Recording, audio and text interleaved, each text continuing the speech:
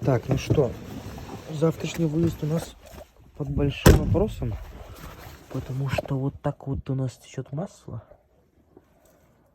Колокол в масле, поддон, турбина. Да, никто сдавится в радке турбины. Видно. И давит генератор.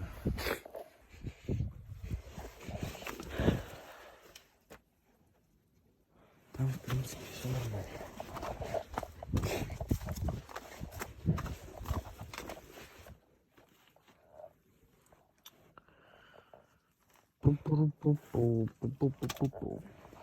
Ну, будем разбираться, блядь.